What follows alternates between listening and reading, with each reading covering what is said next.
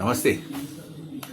Already Bharat UK తోటి ఎఫ్టీఏలోకి enter అయ్యింది. FTA అంటే ఫ్రీ ట్రేడ్ అగ్రిమెంట్.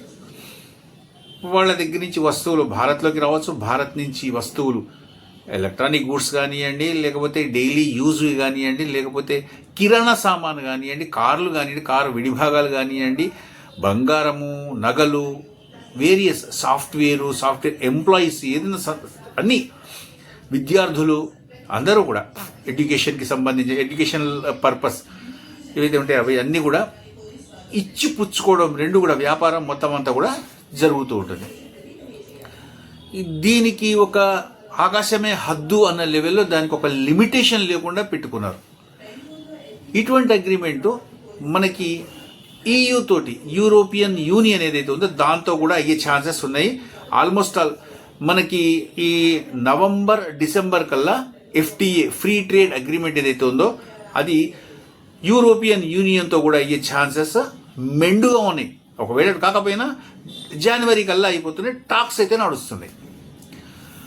ఈ విషయం ఇట్లా ఉండగా ఫ్రాన్స్ కానివ్వండి, జర్మనీ కానివ్వండి, తర్వాత ఇటలీ కానివ్వండి, ఇవన్నీ కూడా భారత్ పక్షాన, భారత్ అంటే సాఫ్ట్ కార్నర్ కలిగి భారత్కి సహాయ సహకారాలు అందించేందుకు సిద్ధంగా ఉండేటట్టుగా నించొని ఉన్నాయి. అవి ఎంత మాత్రం వ్యతిరేకంగా లేవు. ఆల్రెడీ కెనడా తోటి భారత్కి మంచి సంబంధాలు, సత్సంబంధాలు ఏవైతే ఉన్నాయో అవి పెరుగుతున్నాయి అన్నమాట. ఇంకొంచెం మెరుగైతూ ఉన్నాయి. అంతకు ముందరు ఉన్నోడు ఏదైతే చెత్త చేసిపోయాడో వాడు పోయిన తర్వాత ప్రస్తుతం మెల్లిగా మెరుగైతున్నాయి. ఇవి అన్నీ అంటే అమెరికాకి దగ్గరగా ఉన్నవి, అమెరికా అనుయాయులుగా ఉన్నవి, అమెరికా మాట వినేవి, నాటోలో భాగస్వాములైన పక్షాన ఉన్న వాళ్ళందరూ కూడా భారతదేశానికి సాఫ్ట్ కార్నర్ కలిగి ఉన్నారు. 2014 నుంచి మోదీ రకరకాల దేశాలు విపరీతంగా తిరుగుతూ ఉంటే అప్పట్లో అందరూ కూడా జోక్స్ వేశారు, మీమ్స్ కూడా వేశారు. అమీర్ ఖాన్ భార్య గౌరీ భయపడిపోతుంది, ఇక్కడ నా భార్య ఇక్కడ తను దేశం వదిలి వెళ్ళిపోదామని ఆలోచిస్తోంది అంటే అప్పట్లో మీమ్స్ కూడా వచ్చినాయి. నువ్వు ఏ దేశానికి వెళ్ళాలనుకుంటున్నావు, మోదీ అడిగినట్టు అనమాట. నువ్వు ఏ దేశానికి వెళ్తున్నావో చెప్పు, నేను దింపేస్తాను అక్కడ అని.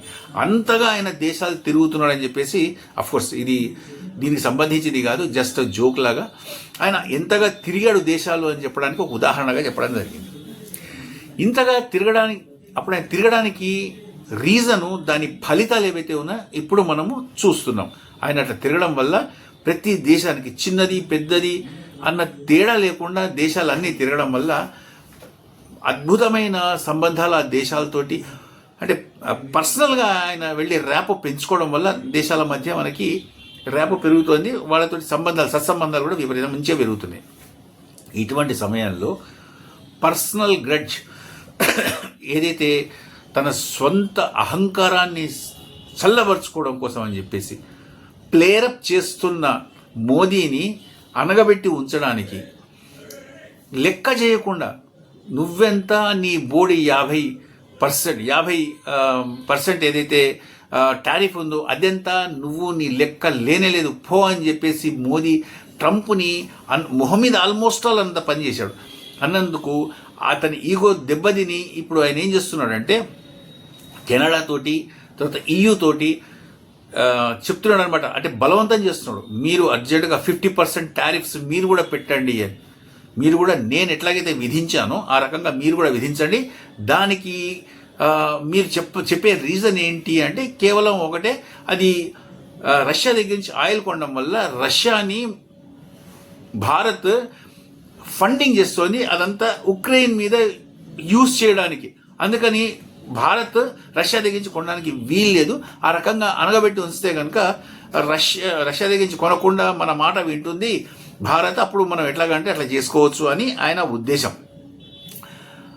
అది మరి పిచ్చితనమా, వెరితనమా, జోకర్ బుద్ధా, లేకపోతే బఫూనరీ బుద్ధా, లేకపోతే ఇంకోటైతే ఆయన నిజంగా ఇంతకు ముందర అనుకుంటా అహంకార, అంత విపరీతమైన అహంకార ఏంటి అన్నది మరి ఆయనకే తెలియాలి, లేకపోతే ఆయన ఆఫీస్ బేరర్స్ ఎవరున్నాయో అతనికి తెలియాలి. యాక్చువల్గా తెలియాల్సిన ఇంకొక విషయం ఏంటంటే ఉక్రెయిన్ కూడా భారతదేశం దగ్గర నుంచి డీజిల్ కొంటుంది. వాళ్ళకి కావాల్సిన డీజిల్ అంతా కూడా భారత్ మాత్రమే సప్లై చేస్తుంది. మరి డీజిల్ ఎక్కడి నుంచి వస్తుంది? ముడి చమురు ఎక్కడి నుంచి అయితే రష్యా దగ్గర నుంచి కొంటున్నామో ఆ రష్యా దగ్గర నుంచి ముడి చమురు భారత్ కొని దాన్ని శుద్ధి చేసి ఆ డీజిల్ని తీసుకెళ్ళి ఉక్రెయిన్కి అమ్ముతోంది. అంటే ఆల్మోస్ట్ ఆల్ తన మీద యుద్ధం ఎవరైతే చేస్తున్నారో వాళ్ళ దగ్గర నుంచి ఇండైరెక్ట్గా రష్యా కొనుక్కుంటున్నట్టే, రష్యా దగ్గర నుంచి ఉక్రెయిన్ కొనుక్కుంటున్నట్టే. మరి ఈ మాత్రం బుద్ధి, ఈ మాత్రం తెలివి ట్రంప్కి ఎట్లా లేకుండా పోయింది? తర్వాత ఇప్పుడు ఏదైతే ఈయూని, యూరోపియన్ యూనియన్ని లేకపోతే కెనడాని ఎట్లా ఆయన బలవంతం చేస్తున్నాడు, ప్రెషరైజ్ చేస్తున్నాడు, మీరు కూడా టారిఫ్స్ పెంచండి, పన్నులు పెంచండి భారత్ మీద అని చెప్పేసి. వాళ్ళు ఎందుకు వింటారు? వాళ్ళకి ఏం అవసరం? ఎవరి సార్వభౌమత్వం వాళ్ళకు ఉంది, ఎవరి తలకాయ నొప్పులు వాళ్ళు పడుతున్నారు. వాళ్ళు అమెరికా మాట విని అమెరికాతోటి ఆ రకంగా చెట్టపట్టలు వేసుకుని పోల్సిన అగత్యం వాళ్ళకి ఏముంది? వాళ్ళ అవసరాలు వాళ్ళకు ఉన్నాయి, దాన్ని బట్టి వాళ్ళు పోతారు. అఫ్కోర్స్ జయశంకర్ ఇక్కడ ఒక విషయాన్ని స్పష్టం చేశాడు, అత్యంత స్పష్టంగా చెప్పాడు. నీకు కష్టమైతే కొనకు, ఇష్టమైతేనే కొను, నువ్వు ఎంత మాత్రం బలవంతం లేదు నీకు. డైరెక్ట్గా ట్రంప్కి, ఇండైరెక్ట్గా ఈయూకి ఆల్రెడీ చెప్పడం జరిగింది. చూద్దాం ఏమవుతుందో వెండితెర మీద.